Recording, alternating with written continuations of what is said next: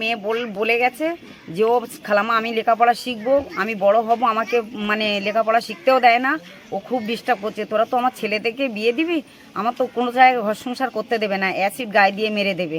দুদিন পার হয়ে গেল, এখনো নিখোঁজ গুমার মাধ্যমিক পরীক্ষার্থীর আত্মহত্যার ঘটনার প্রধান অভিযুক্ত প্রেমিক জসিমউদ্দিন।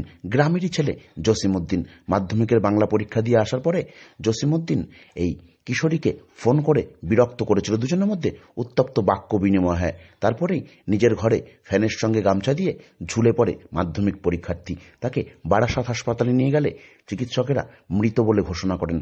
ইতিমধ্যেই বাড়ি ছেড়ে পালিয়েছে জসিমউদ্দিন এবং তার বাবা মা। বাড়িতে গিয়ে দেখা গেল জনমানব শূন্য।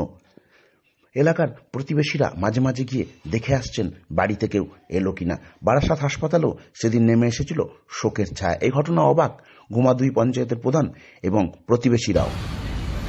ওদের বাড়িতে তো কেউ নেই, ওর মা বাবা এবং ছেলেটা ও তো বেপাত্তা, ও কোথায় চলে গেছে কাউকে খুঁজে পাওয়া যাচ্ছে না। কি বলবেন, এরকম একটা ঘটনা ঘটালো, দুঃখজনক ঘটনা।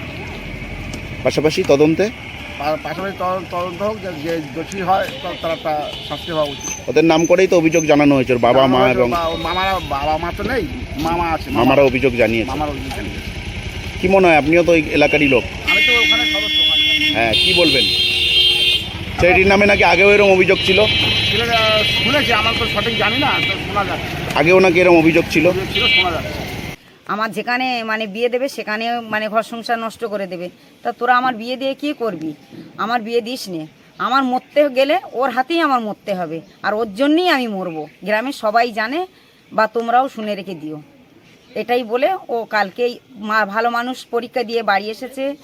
এবারে ও বাড়ি এসে ওর নানিমার কাছেই থাকে। নানিমার পেটে হাত ঘষে বলছে, নানিমা তুমি কিছু খেয়েছো? তো বলে হ্যাঁ খেয়েছি।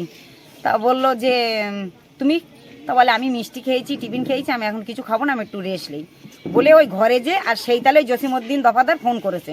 ফোন করার পরে এবার দুজনে কি একটা রাগারাগি হয়েছে, আর ফোনটা রেখেই ওই গলায় দড়ি দিয়েছে।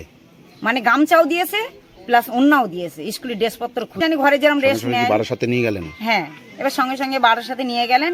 এবার বারাসাতে নিয়ে যেতে যেতে মারা গেল।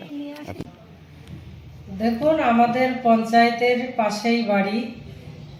খুব দুঃখজনক ঘটনা, কি বলবো, মানে খুব যন্ত্রণাদায়ক ঘটনা।